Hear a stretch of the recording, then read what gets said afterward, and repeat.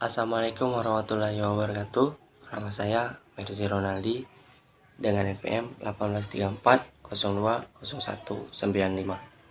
Baiklah teman-teman, di sini saya akan menjabarkan tentang materi dari pembinaan sumber daya manusia, hubungannya dengan pelestarian sumber daya alam.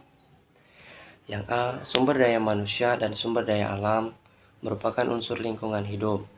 Lingkungan hidup itu sendiri adalah kesatuan ruang dengan semua benda, daya, keadaan, dan makhluk hidup, termasuk di dalamnya manusia dan perilakunya yang mempengaruhi kelangsungan perkehidupan dan kesejahteraan makhluk hidup lainnya. Yang B, hubungan sumber daya manusia dengan sumber daya alam. Dalam kehidupan antara manusia dengan sumber daya alam senantiasa berhubungan. Hal itu dilakukan untuk mempertahankan eksistensinya. Hubungan tersebut memberikan beban pada SDA, sehingga daya dukungnya lama-kelamaan berada pada ambang batas. Adanya beban daya dukung terhadap sumber daya alam akibat pertumbuhan penduduk antara lain dapat diperingan dengan meningkatkan teknologi.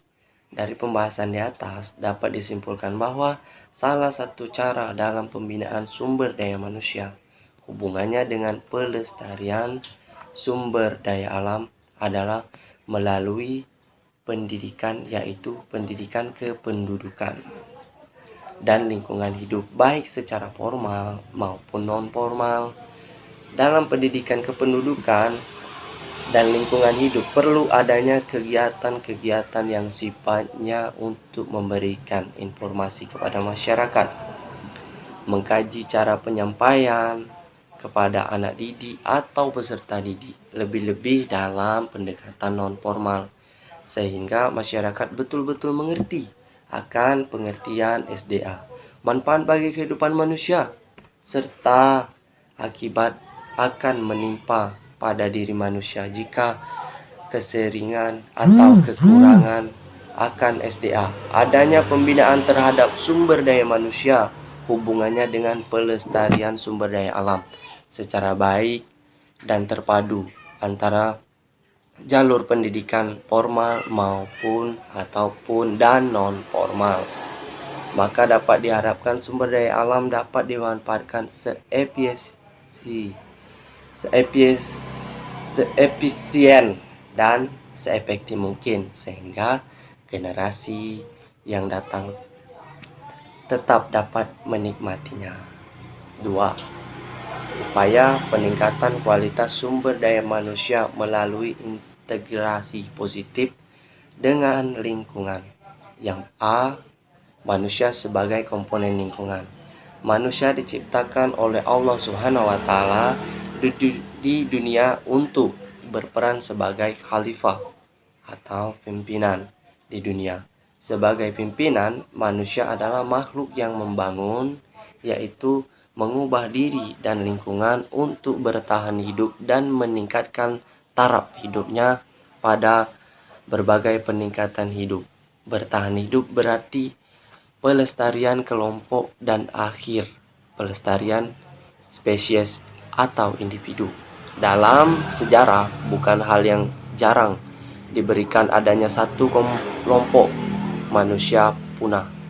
Dalam pelestarian terlibat fenomena pertambahan jumlah dan mutu, sehingga dapat atau lebih mudah bersaing dan bekerja sama, dan makin sedikit jumlah, demikian pula makin rendah mutu kelompok manusia. Semakin mudah terancam kepunahan jumlah penduduk yang besar, disertai laju pertambahan tinggi dan menyebabkan tekanan ekosistem semakin bertambah. Apabila tekanan jumlah penduduk beserta semua aktivitas sudah melampaui nilai ambang batas daya dukung ekosistem, maka bencana besar yang bisa berakibat fatal akan segera muncul. Dengan demikian, dalam upaya membangun tidak boleh melewati nilai ambang batas daya dukung ekosistemnya. Yang B, bentuk hubungan manusia, lingkungan. Pada garis besar, terdapat dua macam bentuk hubungan atau interaksi antara manusia dengan lingkungannya, yaitu interaksi yang bersifat positif dan bersifat negatif. Manusia yang berintegrasi positif adalah yang dapat mengubah lingkungan, dan perubahan-perubahan yang dilakukan tersebut dapat menjaga kelangsungan fungsi serta keseimbangan ekosistem.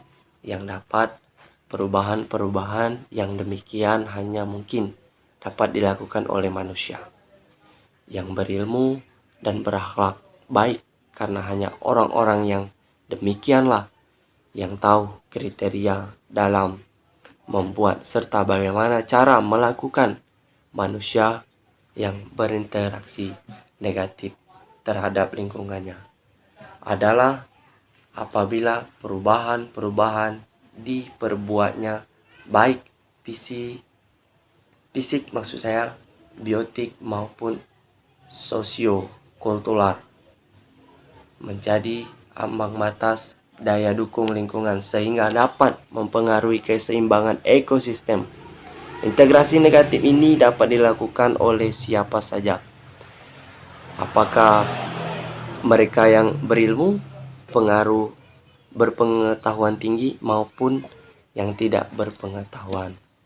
Karena ketidaktahuannya pada umumnya perilaku interaksi negatif yang dilakukan oleh mereka yang berpendidikan tinggi dampaknya lebih berbahaya terhadap lingkungan daripada pendidikan rendah.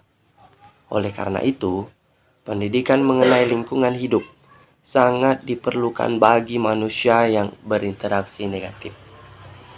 Bagi yang berilmu tinggi, tampaknya pendidikan demikian itu juga diperlukan untuk mengurangi adanya kezaliman terhadap lingkungan yang mungkin dapat dilakukan peningkatan sumber daya manusia, di antaranya pada penguasaan ilmu dan teknologi untuk mengolah sumber daya alam tanpa merusak keseimbangan ekosistem, dan bahkan mampu melaksanakan usaha-usaha konservasi sumber daya alam tersebut. Dengan demikian, interaksi yang terjadi antara manusia Indonesia dengan lingkungannya adalah interaksi positif.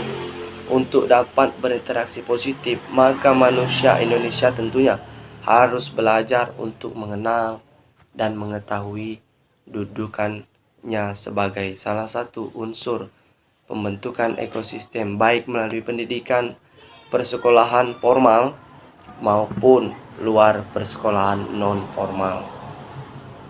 Mungkin itulah teman-teman penjabaran materi dari saya. Namun sebelum saya menutup videonya, ada sedikit pertanyaan untuk teman-teman agar sekiranya bisa pas pertemuan nanti bisa menjawab pertanyaan dari saya. Pertanyaan tersebut adalah, apakah peran dari teknologi dalam peningkatan hubungan manusia dengan sumber daya alam?